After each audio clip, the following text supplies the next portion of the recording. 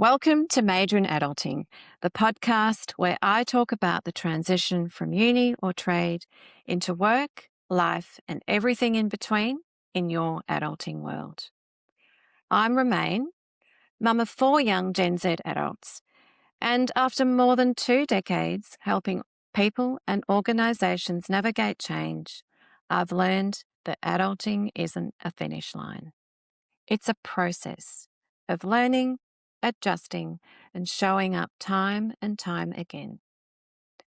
Each week, I share honest stories, practical reflections, and some real conversations to help you navigate adulting with confidence, while also encouraging curiosity and empathy between generations so we can hopefully better understand one another. Now, today's conversation is exactly that, a conversation across 3 generations. Joining me today are 2 people I have come to know, admire, and value.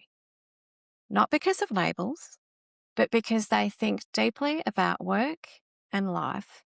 And I know they have many conversations about our intergenerational differences. Tommy represents Gen Z. Now, he followed a path many people are encouraged to take, worked hard at uni, got the grades, and landed a graduate role with one of the big 4. What's interesting about Tommy's story isn't that he got there, it's what happened once he did.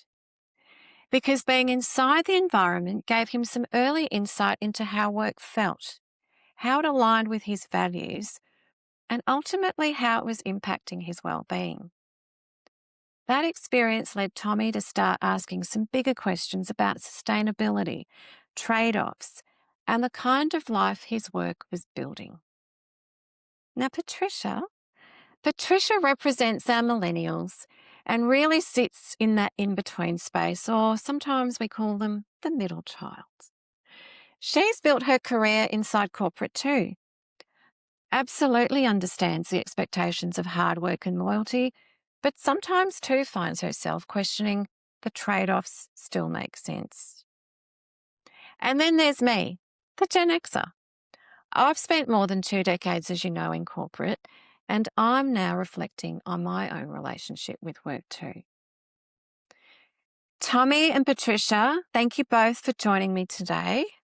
It's a real pleasure, and I'm really grateful that you've given me your time. How are you both? Good, thanks. Thanks for having Good. us. You. Oh, you're Thank you for having welcome. us. Oh, I'm totally happy you're both here. Now, before we kick off, it's a question that I often get asked when I have this conversation with people. People say, what's a Gen Z again, in terms of when they were born? So just to set that context at the start of our conversation, I'll start with Gen Xers. We're roughly between 1965 to 1980, and don't ask me where I am in there. Gen Ys, born between 1981 to 1996, and our Gen Zs, 1997 to 2012. So for the context, that makes our oldest Gen Z possibly in the workforce about 29. And I think maybe our youngest is coming to 24, 23, and then we're going to see a bit more of an intake over the next few years as those young adults start to finish uni, if that's where they've gone, or from trade and head into full-time work. Now, I'm going to start with a bit of a statement, and this is for all of us. But Tommy, I'll start with you. Is it fair to say we were all raised with a fairly similar message? Get educated, get a job, work hard, and don't complain. Yeah, definitely. And before we actually talk too deeply into anything, just hearing you talk about the years and the gaps, like I just want to call out, I think we'll be making some vast generalizations, even within the gappings. I'm just hearing, wow, people in my generation can be born in 2012, and that's, for me, that's 12 years apart. So I'm in 2000. So even something like that, I just want to call out, huge, vast generalizations we'll be talking about. Yeah, disclaimer on that. But no, I totally agree with what you said. I think I was definitely raised with that message: get well educated, get a good job, and from that, money will come. Yeah. Yeah, And Yeah. what about for you, Patricia? Was that the same message? Yeah, that was definitely the same message. I think also coming from an immigrant background, watching my parents sacrifice, bring us over to Australia, that was definitely the driving message for us.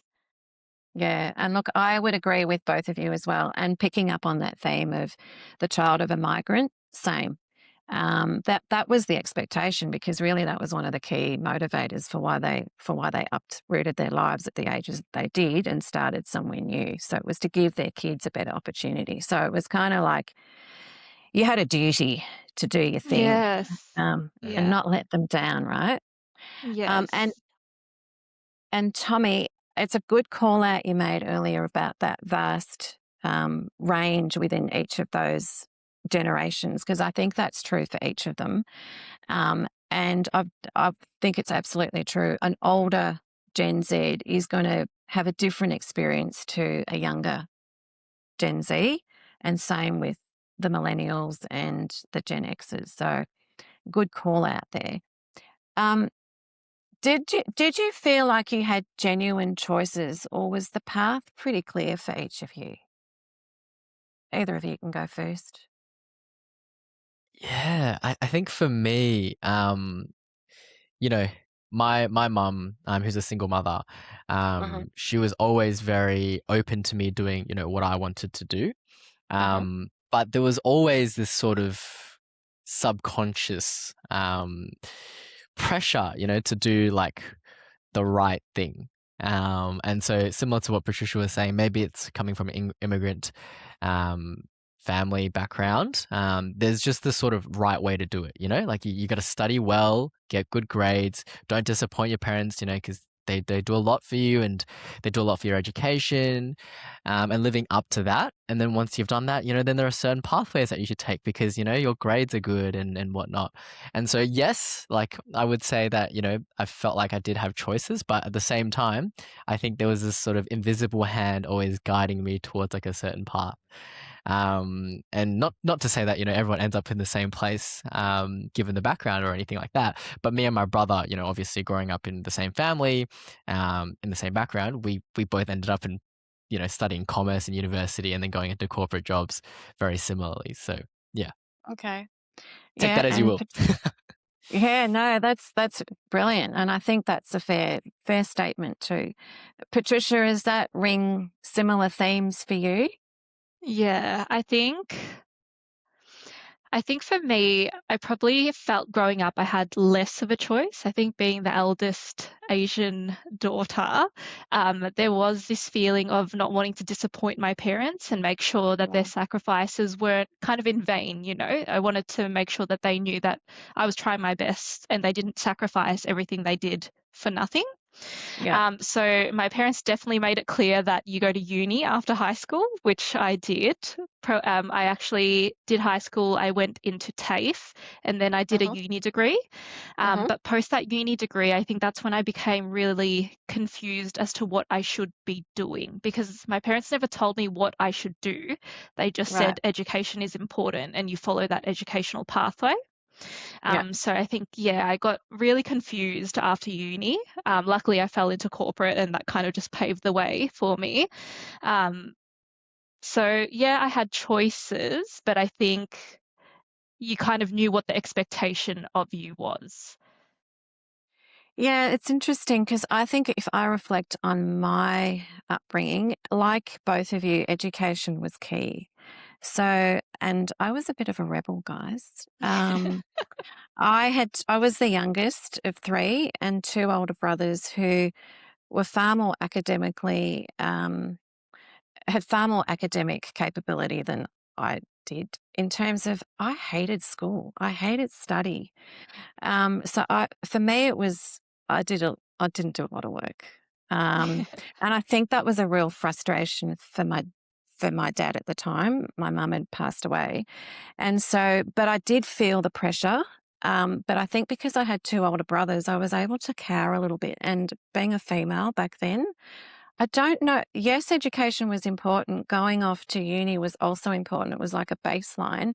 But again, like you, Patricia, what I did in terms of pursuing, a vocation like medicine or dentistry, which which my brothers were kind of encouraged to do from that migrant perspective, I didn't feel that same pressure. And so I came out of school not really knowing what I wanted to do. It was my results, not great, that dictated what course I went and did. And so I ended up doing a business degree, and a bit like you, then fell into my first job, Yeah. and then it went from there. So I think where I'm getting to is we've kind of all started with that same expectation. There's a common theme there that came from work hard, get a job, and as you said, Tommy, the rest will happen and you'll make money. Now, Tommy, I want to go back to the introduction because I said that after your degree, you got all the right grades and marks and went through the process and got into your first role with one of the big four. I bet your mum was cheering. Yep, yep. Very happy, very happy. And my brother was as well because he had a similar career pathway. And he Right. thought this was, the blueprint to success. Yeah. hmm And so, do you want to share your story from there? Yeah. So, I at the time I remember I had that offer for that role quite early in my university time. hmm And because of that, it actually led me to a bit of complacency. So, thinking back now, during most of, my latter university years, when people were applying for internships or graduate roles, they were doing hundreds and hundreds of applications, we're talking. For me, I was like, oh, I have a pretty good role. It seems like, good enough, or at least I'm very happy with it.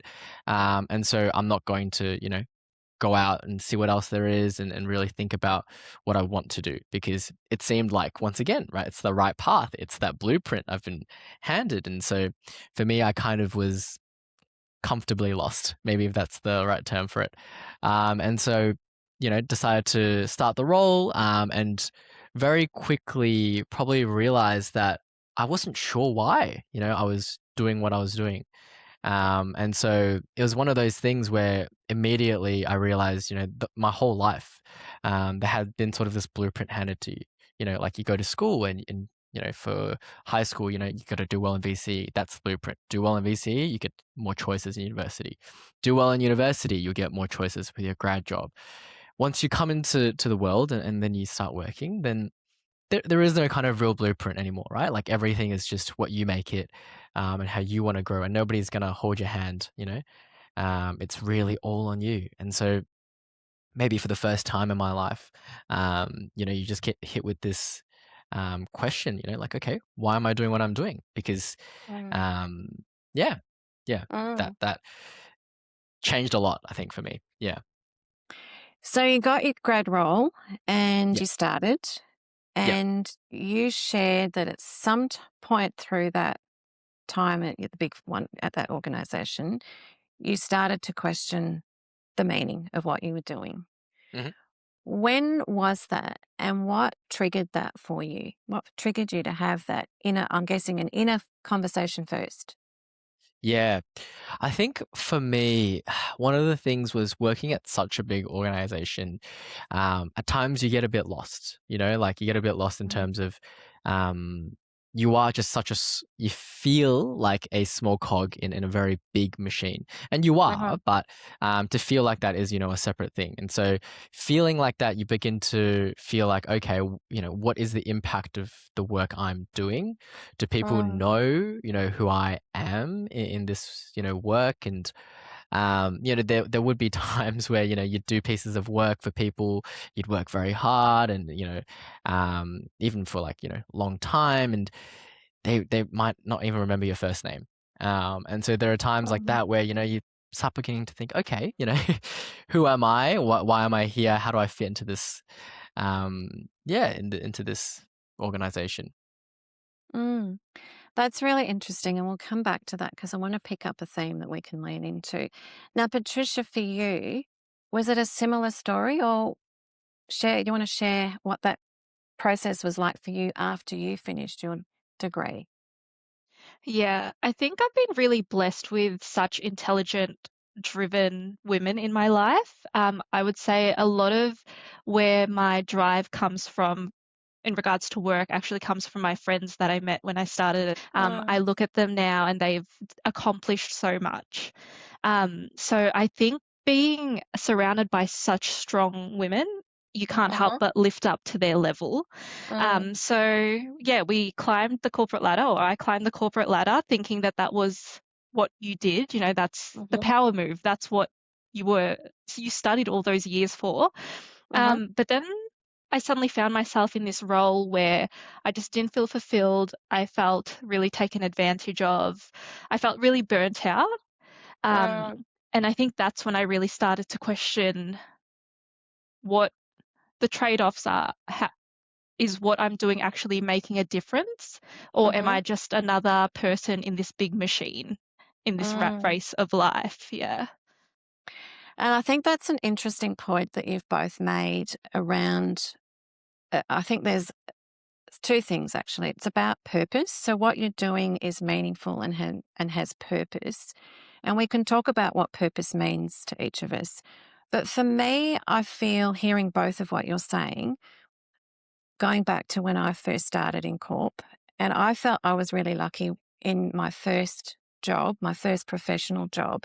I had a really good boss who really nurtured me at the time and supported and promoted and pushed me where I needed to. And then when I landed my second job, because I was only 4 years out, I also had a really nurturing environment there. And I think I was very lucky in that I was surrounded by what I would consider now as really good leaders. So I had a good start in that. So I never questioned the purpose because I was really, I guess, engaged, energized, and they knew who I was. I think that's the difference. And one of the things that I have noticed in corporate is that that has changed a little bit. I think it's become a lot more impersonal. It feels sometimes now, as I'm reflecting, like a bum on a seat. You're doing a task and an activity, and it's all in a rush because we're moving on to something else. And I think maybe we have lost that value of the individual as someone important in an organization to give us that sense of purpose. So perhaps we can bring ourselves and be the best person. How does that sit for you? Yeah, it's interesting you say that because I've never actually thought about it that deeply, but I do think that plays a part in it. I think when Mm, everything's so impersonal and transactional, you kind of lose that drive and that want to excel. And I mm, think a lot of that comes from, me as a person, I would do anything for the ones I care about and the people who show me love and respect. So, mm, yeah, if I'm not getting that and I feel like I'm just another bum on the seat, as you said, Romaine, I do feel like there's no purpose of me being there when I know that mm, if you don't see the value of me as an individual and you can replace me with someone else, mm, what's my point of being there really? mm. Does that Yeah. resonate with you too, Tommy? Is it similar sort of? Yeah, yeah, definitely, Mm, definitely. And I think one of the things that exacerbates this is just our ways of working and how that's changed as well. mm, Obviously remote working is a big part of that. Not yeah. necessarily the aspect of remote working itself, but Mm-hmm, just because, it's quite a recent phenomenon to be able to remotely work and mm, understanding how you teach and connect, through that. It will mm, happen because I think it's getting better. Even for me, as the years have gone by, I can mm, feel it. People, managers, everyone doing it better. mm. But yeah, even that, exacerbates that sort of feeling. And I think Yeah. that's right. I think especially when you're starting out in your professional working life, it's really important to be in the office or in the workplace, surrounded by other people. As you said, Patricia, when you started, you were, working with a group of really smart, energetic women who kind of pushed you and pulled you up. There's that aspect of it, but there's also you learn just not by, you know, opening a textbook or watching a YouTube. You can actually learn so much by observing and listening Yeah. as well. And I Yeah. think they're the things that from a learning perspective in your career development that you do miss out on when you are working from home in those early days. And then you don't get the opportunity to kind of test them. It might be, "Oh, I really enjoyed how that, or I was really blown away how that person started that meeting, or how they quelled that really difficult conversation." And then you've listened and learned. And next time you might be in a situation like that and you think, "Oh, I'm going to see if I can pull in some of what I've learned and actually give that a go." And that's, I think, how you start to build your own skill set and stack, and how you start to, I guess, try things and build your own style around that. So I absolutely think, Tommy, what you're saying is really important. And I think the other thing is connection. And we won't go into that too much, but I think that's another way of connection's really important, not just from a work perspective, but building those personal relationships that help you become energized and actually want to be there. Yeah, I agree. Definitely, definitely. Now, Patricia, you did mention the word burnout. Mhm. And Tommy, that's one of the things that happened to you after your first full time gig. When we use the word burnout and well-being, what do each of those words mean to each of you? Just want to make a quick little correction. Second role, I think it was after there that I really felt that sort of, burnout that a lot of people talk about. I think for me, it was really just consciously, I think we previously talked about the subconscious thoughts of, what am I doing here? That feeling of like, where do I fit Mm. in, and all of this. But I think burnout is really when you can consciously, um, yeah, just have that conscious realization that, oh, this doesn't align with anything. Like it doesn't Mm. align with my mind, my health, your physical. There's a lot of physical symptoms that start coming out from that. Uh-huh. Uh-huh. Whether it's affecting your sleep, just very literal physical symptoms like digestive symptoms, like headaches, like aura Wow. migraines or whatever it is. Like there's a bunch of stuff I could go through. And so yeah, I think it's that manifestation and conscious realization that this isn't the purpose part is no longer there. Yeah. It's not serving you in that way. And then, as you Mm. said, it's manifesting in different signals of which, yeah. And I guess when you feel some of those signals, how does that become who you are in the workplace? Mm. Could you expand on that a little bit? What do you mean by yeah? Yeah, well, what I mean is if you're feeling all these symptoms of, well, let's start with you're not sleeping well, for Yeah. example, then that affects how you wake up in the morning and how you view your day. And Yeah. then when you make yourself, and I'm using those words deliberately, make yourself Mm-hmm. get to work, then you open up your calendar. It can feel overwhelming because you just haven't got the headspace to Yeah. deal with what's in front of you. But then you can get yourself into a cycle of, "Oh, how do I even start this?" Then you might go Hmm. through some self-doubt. Then you might get yourself to actually do the work. Then you question the quality of it. So you can get into a real Yeah. cycle around around that. So I guess that's what I mean by, how does that actually present when you actually then make yourself get to work? Yeah, I think so. When I talk to students about this, I use a model called the triangle of don'ts, and then that's exactly what you described. If you don't like something, then you don't work hard in it, and if you don't work hard in it, you don't do well, and if you don't do Yeah, well, you don't like it, and then that yeah. triangle keeps flowing and flowing. And so I guess it manifests itself in terms of just you at work feeling all those sorts of things, right? You start off feeling by like, okay, I don't think I like the work I do. I don't think it aligns, with what I want to do in life, and then you start not doing well in it, or you start not working hard in it, right? And so there's Mm. quality issues or there's performance issues, and then once you have that, then okay, you're gonna dislike it even more, right? So it's that sort of loop that can manifest, and so yeah, that's kind of how it goes. And then you tap into yourself and look at your well-being. And what questions do you then ask yourself around how you're Yeah, feeling and what you might be needing to do differently? yeah. I think that's the important part, where can you start catching yourself out? Because, these things, they'll happen quite subconsciously without you even knowing a lot of the times. And so where is it, can you like catch yourself out and be like, okay, what can I do? What can I change? And so, one of the things that I love talking about as well is being able to do quick little experiments. Okay, this is not working for you. Great. Let's try something else. Mhm. It doesn't have to be drastic. I'm not saying like, switch jobs um, every month. It's more like, what are the little things that we can do in our day-to-day lives or in work that we can try and experiment with to see what works and what doesn't for us. Yeah. Okay. And thanks, Tommy. And thanks also for picking me up around it was your second job. Um, Patricia, you also mentioned burnout for you. What Mhm. did that mean for you? And the reason I'll talk about why burnout, I use that term, because I think the older generation could see it a little bit differently. But what does burnout mean for you?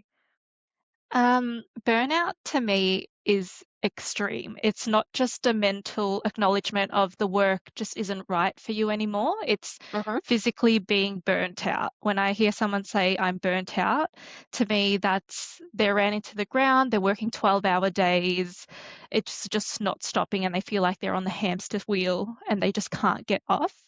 Mhm. So when I say I experienced burnout, I was just sick all the time. Every second day, I was just down with the flu, or I was just getting some sort of sickness. And I remember my friends just making a comment being like, "You're sick all the time," because I would have to bail on my plans because I just couldn't take care of myself anymore. And I just couldn't keep up with my life outside of work anymore because work was so demanding.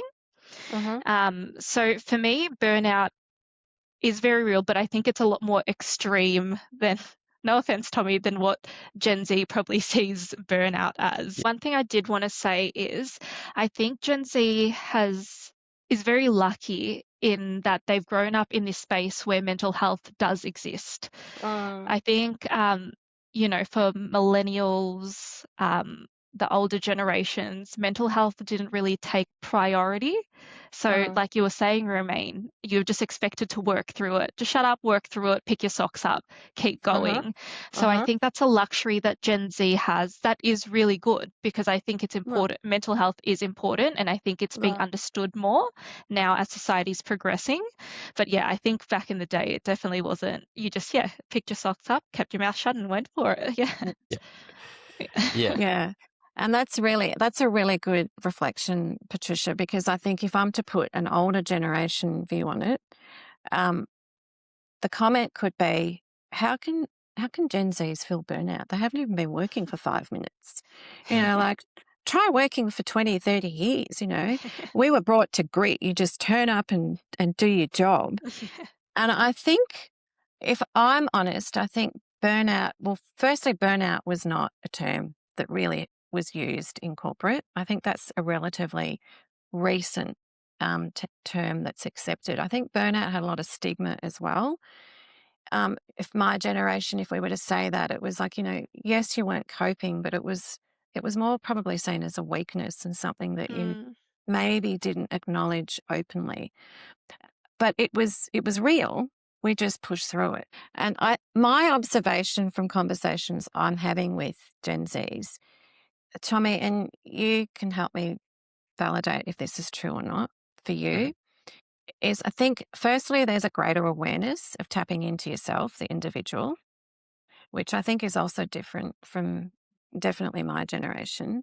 And I think the second point around whether work is purposeful and serving you at a point in time. And then when it reaches that point of exhaustion, not showing up to being burnout, the extreme, as you said, Patricia, um, I think it's you're aware of it and you're not afraid to talk about it.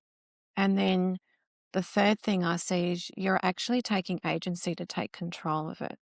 And I think that's a big difference with Gen Z versus, I don't know, Patricia, I don't know whether millennials have more agency because you're definitely a generation that do speak up more. But definitely, I think for some of the older generations, we sort of have kept it under the table. Is that sit? fairly? Tommy, what are your Yeah, thoughts on that? I think for me, even hearing like Patricia talk about that before, I think the part that is missed maybe sometimes is that I think the result is the same, right? Like we're talking about Uh-huh. the same thing. So like for me, I didn't touch on it in my experience, but the reason why I called it, burnout at the time was, um, you know, I was in and out of hospital. I had to do so many scans and checks for months on end. I was spending thousands and thousands of dollars on medical bills, with every witch doctor you could imagine. And that was the end. That was the Uh, result. And that's uh, where, you don't want to get to. But then I think for our generation, what we are hyper aware of possibly uh, is that earlier phase. So then that's why I put the focus on that. It's about the first thing is like quite subtle. You really uh, won't notice it if you don't put your mind to it. It's that feeling of coming to work and you're not liking it, and then you're not feeling in the right place, and then you're not feeling motivated. That's how it starts, and then it uh, develops and it develops, because I think there are ups and downs. There are long days and short days in every job that you do, no uh, matter where you work, no matter what industry, no matter who you work with. But those little things, I think that's kind of the seed. And so that's maybe what our generation has become hypersensitive and hyper aware to. uh, uh, Um, and I don't think that's changed. I don't think that's changed. There's even this saying from Carl Jung, who's a very famous psychologist, probably practicing about 100 years ago, so well before any of our generations. But he said, a third of his patients that he saw um, did not show any clinical, like problems. They uh-huh, simply lacked purpose. He uh, genuinely said the seed of it, the reason of it was just they lacked purpose. And so uh, humans, I think, just as creatures, we're so intrinsically, like, we just need purpose, to live and uh, thrive. And uh, regardless of that, in generations, like that's the result is the same. If you don't have that, you're not going to yeah, be well. But uh, Yeah. the way we kind of focus on that and hyperfixate and more sensitive to, I think that is the part maybe that is a bit different between generations. Yeah. Which is Yeah. yeah, really good that Gen Z can do that, right? Because from what Tommy said and what I said, burnout doesn't just happen overnight. It's a uh, build up of things. But I think the problem with millennials and the older generations is we don't say we're burnt out till we're burnt out and Mm, we're on the ground. yeah. But with Gen Z, it's kind of like, no, this is the start of the journey to get there. What can I do to catch myself? And I Mm, think uh, that's a really good, like, that's a good self awareness to have, that mm, you catch yeah. yourself before you need to pick yourself back up. Yeah, I agree. I think it's exactly that. I think Gen Zs are more in tune with the Yeah. individuality as well. And then with that, the ecosystem that sits around you. And I think that's come from the education that your generation has gone through. If I reflect on my own kids and also parenting, if when I've started this conversation, I've reflected on parenting. And my partner would say, "Oh, you've mollycoddled the kids." I used to drive them to school so that they could sleep in longer and so that I knew that they were at school. This is when they're in high school, by the way.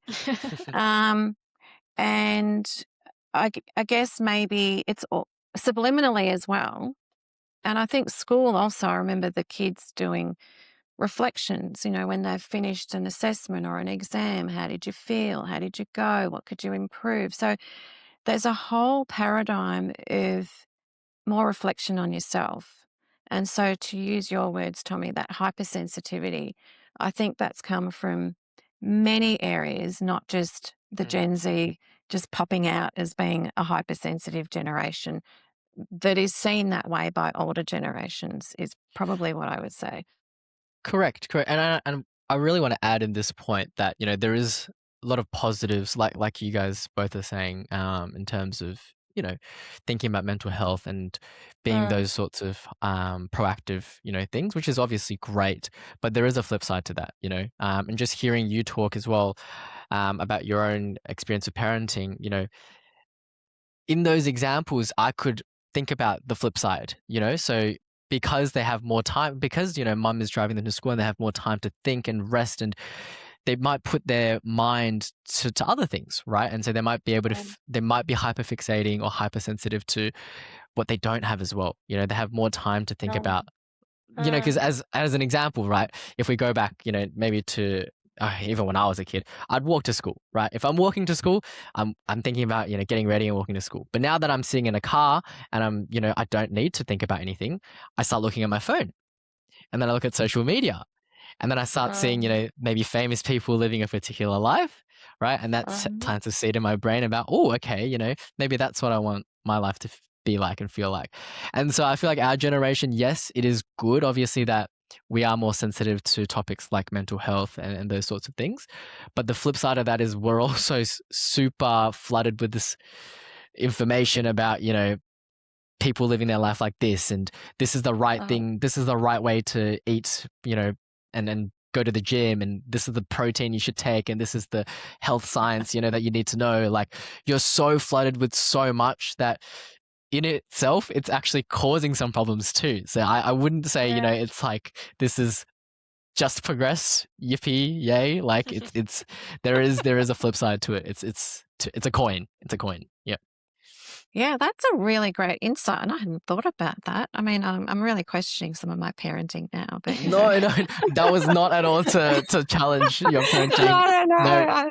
It's just please do not take it as that. the snowflakes that I've raised. No, no. Please do not take it as that. Yeah. No, not at all, Tommy. I think Yeah. it's great. I think it's a great insight that, yeah. And I think, you know what, some older people listening to that would be, yeah, I like what that young man is saying. Yeah. Thinking too much about things in the future. Just get on with it. Which I think brings us to a really good way of talking about my view on how Gen Zs and definitely a Gen X, and I'm curious to hear what you feel about this, Patricia, but about this time being an asset that cannot be replaced. And I'm feeling that because of that, this is another reason why the younger Gen Z generation are more active and reflective and courageous in some instances to actually make some decisions which older generations can look at as you're not sticking through and where's the grease and whatever else. And I think is that when there's a chef that I can't remember, a British chef said that when you're young, in terms of time, you're just looking ahead. But as you get older, you start to realize that time is, you know, funneling and getting more finite. It's becoming a reality, and you start to look backwards.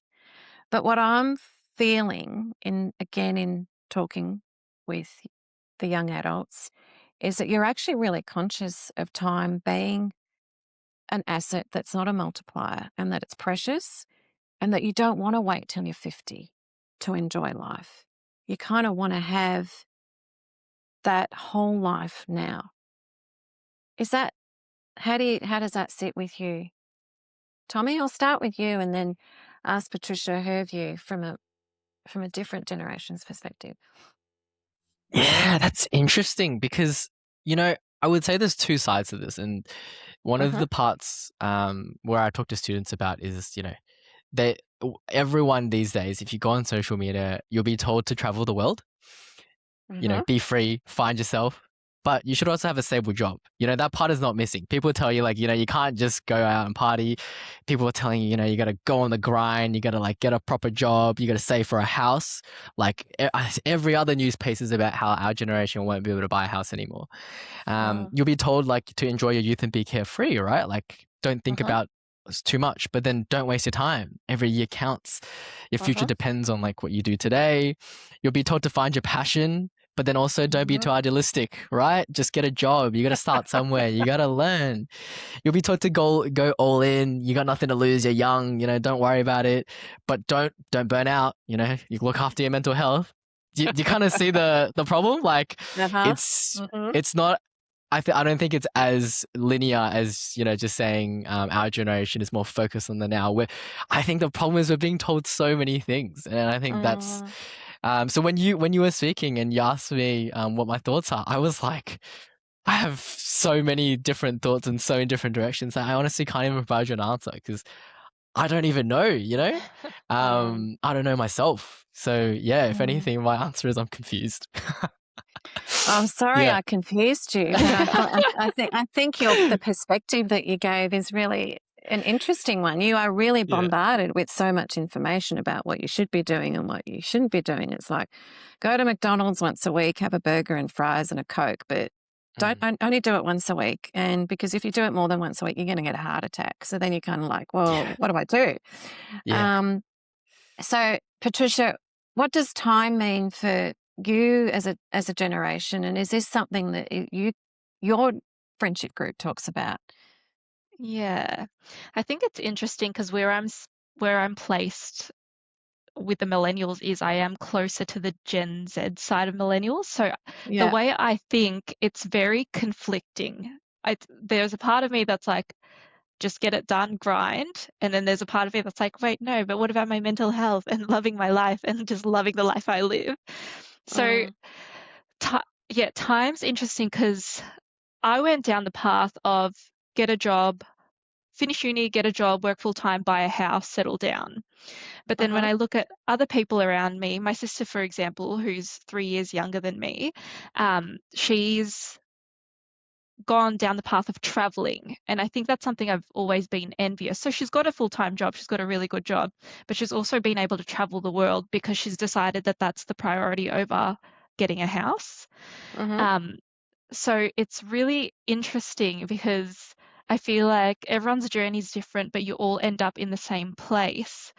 mm, So does it really matter if you choose? It's kind of like, do you spend your time enjoying your life if you're just going to end up at the same place, maybe just a little bit down the track, but everyone will meet there eventually anyway? uh-huh, Or, yeah, I don't know. Mm. It's very, I'm like Tommy, I'm very conflicted about it because there are some days where I say, I have made the right decision. I have Yeah. bought the house, I've settled down this way. But then I look at other people and I'm envious of them being able to travel the world and not have that responsibility, that financial obligation, and just be yeah, able to be like, oh, I went to Europe 3 times and it's been great. Mm. So, yeah, yeah, yeah, I can see that. I think I can hear what you're saying, and I hadn't seen it from that perspective because yeah, honestly, from an older generation's perspective, and again, I'm not representative of all Gen Zs or boomers, but it was very much about, what we started at the start of this, said at the start of this conversation about go to uni, get a job, and the rest will follow. I don't think we had the same, um, I guess, messages thrown at us. It was more a linear process. Get a job, buy a house, have kids if that's what you want, get married, have kids, and then at some point you'd go traveling, and you may have done some traveling in between. And I think this is where sometimes older generations can look at younger generations and go that they want it all. Like we didn't have the fancy house and the new car. We didn't go on a overseas trip once a year. We only did that every 10 years. And so I think you're right. I think the messages that you're getting is far more conflicting perhaps than the more linear timeline that we had.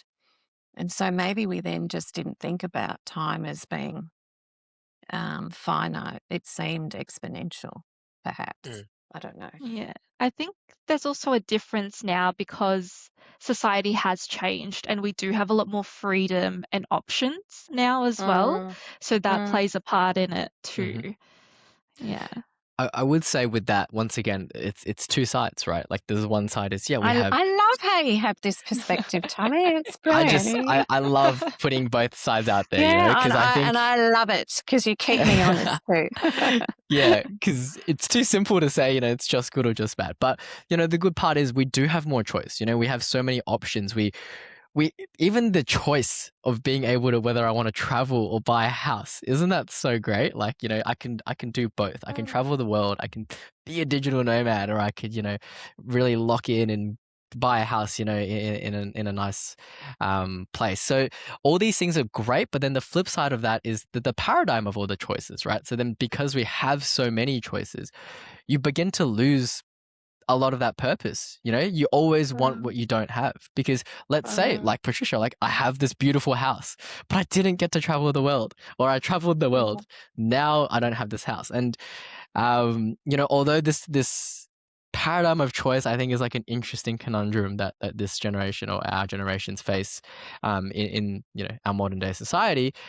Once again, I do think it's not necessarily that inherently too different, because the questions of it's kind of like a question of life, if we go really deeply into mm, it. The question, even when you said like the traditional linear way of looking at it was, you know, maybe do well, get a job, buy a house, right? yep, There's still an yep, existential question there. There's two questions existential questions that can be asked. One is, what happens when those things don't happen? Then what, right? mm, The second question is, what if those things do happen? Everything happens. Then what? You still mm. have like this question of purpose, and this conundrum. So I don't think it's unique, to our generation, is what I'm saying. I think we're all a bit more similar than we all think. And so it's a more level with the playing field than I think Than we anyone, think. yeah, than anyone wants to really believe. Either way. Oh, I love that, Tommy. I do love Yeah. that perspective. And I love that you've shared the flip side throughout this conversation. Um, uh, and then moving into taking some of those themes around the older generation and the looking at the generation younger and going, oh, when I didn't have, and when I did this, I had to do that. Do you think some of that discomfort from the older generations, I don't want to put this word, as a feeling of grief for paths taken without the permission that Gen Z now have? To your point around, while you've got all this information, you can choose to be a digital nomad, or what was the term you used? It What was was the digital term you used? nomad. Yep. A Yep. digital nomad, Yep. or travel or buy a house. It doesn't sound like it's everything. Is Mm. that, did I get that right? Mhm. Mhm. Yep. So do you You did. think older generations kind of look a bit enviously? It doesn't come across as envy, but it's, Yep. we didn't have that choice. Yep. Yeah. I can totally understand it, and that's where I think the flip side needs to be talked about a bit more, because I think it's the same coin of that has caused so much mental health problems in our generation. Like it's Mm, widely reported that, at least in Australia, suicide is still the biggest killer of young Australians, mm, and mm, statistics like that, like, it makes you wonder, like, wait, what's going on, right? Because if it was true that, you should be envious of us, right? Then why is, such a glaring statistic the case? And I think that is the other side of mm, that coin, because it's easy to think that, yes, we have more options and options is good, but there's a paradigm of choice. Like if I asked you, do you want strawberries or apple? You can pick that pretty easily. But if I gave you 20 fruits, right? The human brain is almost not conditioned to do that. And so, um, you know, no, it's almost in our generation sometimes, and I don't know if you can relate to this, Patricia, but no matter what you do, whether it's especially like work or the way you live your life, there's always something that you're not doing, and you know about it because you see it. You see somebody else living that life, whether it's social media, whether it's, you know, something, right? You know it so well, and you know the benefits so well because people paint the benefits on social media really well as well. So, mm, you have more choices, but you definitely know everything that you're missing as well, very that's a clearly, really, and that does yeah, good something to you. flip. Yeah. What does it do to you, Tommy? Just to go there? I think it does cause a lot of this, what we've talked about as well, like hypersensitivity. Yeah. You're hyper fixated on what you don't have. Um, and I see this in every aspect of life, with myself and my friends. No matter where you get to, you're always like, oh, but there's that place, or there's this place, or there's that I haven't done, or there's this that I don't have. Mm, And um, you're always discontent, and that mm, prolonged discontent, or that feeling of discontent, it builds up. And I think, once again, that does something to that mental health. And I think it's all linked and related. Mm. Yeah, yeah, That's a good point, and I wonder whether that's really unique to your generation or whether the digital world has really made that has Yeah. amplified it for all of us, to be honest. Yeah. mm, Patricia, what do you wanna say about that? Because Yeah, you've said I that feel yeah. y oh, sorry, you go. No, I was just gonna say because you mentioned that your generation is closer, which you are, depending on where you are in that Yeah. spectrum of age, to the Gen Zs. But you've grown up with some of the values and expectations that we talked about at the beginning of the conversation, which I think the millennials have adopted more than the Gen Zs are, because I think that's some of the tension there.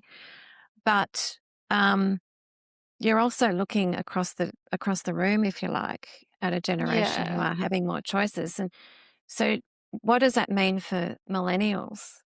Yeah. Again, it's very conflicting because a lot of the messaging we received around what a successful life looks like came from the Gen Xers, right? Our Yeah. parents, Hello. our our bosses who generally were a lot older than us when we entered the workforce. And I think to your point, technology has just played such a big part in all of this and just that Mm, purpose. Back to what Tommy was saying, I don't think it's natural to be sitting here, but then looking out at the rest of the world and seeing what everyone else is doing and having all that choice and all that information being fed to you. mm, It's also not real life, right? Because there's a part of it where if they were having so much fun, they wouldn't have had time to pick up their phone and post that mm, and broadcast that to everyone. mm, Um, so yeah, it's really hard because I feel like with a lot of millennials, it is very conflicting. I know I've had a lot of discussion with my friends, and we say we feel like we're just in a rat race. And there have been mm, moments where we question whether or not we want to start a family because do we mm, want our kids to grow up in this rat race? mm, Um, yeah, so it's hard because you want to grind as you've been told, but then you kind of take a step back and you're like, I don't know if this is actually all worth it at the end. mm. And I think I've loved all your perspectives, and thank you so much both for sharing. I think this has been a really great conversation. Um, And what I've loved is that both of you have talked about, I think, honestly, about what burnout means, what purpose is in work, and some of the choices that you're actively making. But again, but how the generations can see things differently. And it's sometimes shaped by the environments that we've come from, or a lot of it has, to be honest. And what might look like burnout from the outside may just be a generation recognizing it much earlier, as you said, Tommy, that a particular version of success doesn't necessarily lead to the life that you want, not the recipe or the method that we've all been told that we should follow. And I think then that the real tension is that maybe Gen Z is choosing differently intentionally. So let me say that again. And the real tension isn't that Gen Z is choosing differently intentionally themselves over the loyalty to a job. It's that they're choosing it earlier, which is what you pointed out, Tommy, that you did yourself. Well, I've got one final question. What do you hope the next generation doesn't have to unlearn about work, worth, or time? It's so deep. yeah. That's so deep. I Patricia, wasn't please go ready. first on this one. No, I wasn't ready. Ah, I wasn't ready. I guess, Uh, what do you want to hang on to that, you know, that's essentially what it's asking. What do you want to hang on to that you think is good, that you mm, don't want the next generation to not have to go through, but maybe to build on? mm, I do think the focus on mental health is good because I don't think the right way to work is just give all your loyalty to corporate. I Mm, do think you need to come first because at mm, the end of the day, as sad as it sounds, you are just another bum on the seat in most places. So I mm, think something that I hope the future generations hold on to is that individuality and holding on to uh-huh, what purpose and what their drive is. mm. mm. Thank you, Patricia. For me, I might go Tommy? with more of like a personal angle. Um, Absolutely. it's just, in terms of we've been talking about mental health a lot, and I think one of the things that me personally I've learnt through my journey is being able to sit in discomfort. And I think Oh, that's something maybe our generation can do better on because we're so, mm, aware of everything. I think for me at least, I found it really hard to sit in discomfort. Like if I was sick or unwell, I want to find a way to fix it. Why is there not a mhm. medication that I can take? We're so advanced Right. with our medication and our technology and all these things. And sometimes in life, you just have to be able to sit in discomfort. And so I think that's a really good learning that I hope the next generation can take and grow in.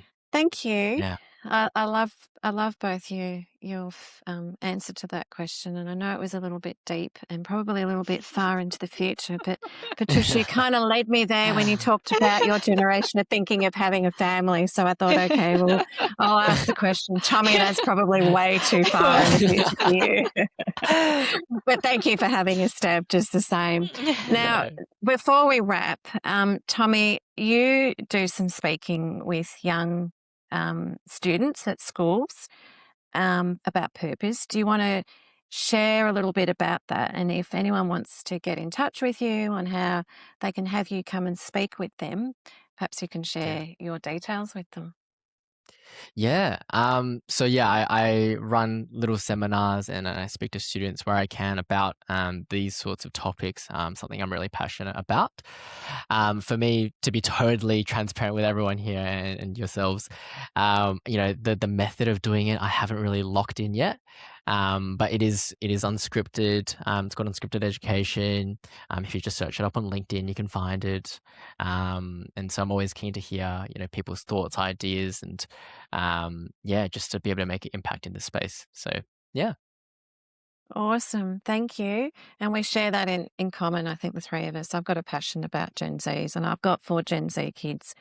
And like you, Patricia, I actually don't want them walking into a corporate world that's going to cause them corporate trauma. So Yeah. if conversations like this can lift some of those topics to the fore and that we can try and find solutions together, I'd be over the moon. And every time I have conversations like this, I learn so much. I get so energized. And I love talking to the younger generation, the Gen Zs. So I don't know what everyone's problem is. But I yeah, think you are 2 examples of a really articulate, um, well thought through. You think through the process. You're not just speaking off the hat. I mean, Tommy, I learnt from you the triangle. What was it? The triangle of triad. don'ts. Yeah, There you go. Thank you. yeah, And you said it far more eloquently than I did. So yeah. thank you. I love the learning that I get from these conversations, and I really appreciate you sharing your time with me today. Thanks. Thanks Thank for you, having Romaine. us. Thank you for having us. And I'll just do my outro. Thank you for tuning in to Major in Adulting. If this episode gave you something to think about or reminded you that you're not doing this alone, please hit follow or subscribe wherever you listen to your podcasts. Share it with someone who's finding their own way. And remember, adulting isn't about having it all figured out. It's about finding your way together. I'm your host, Romaine. Until next time, keep on majoring in adulting.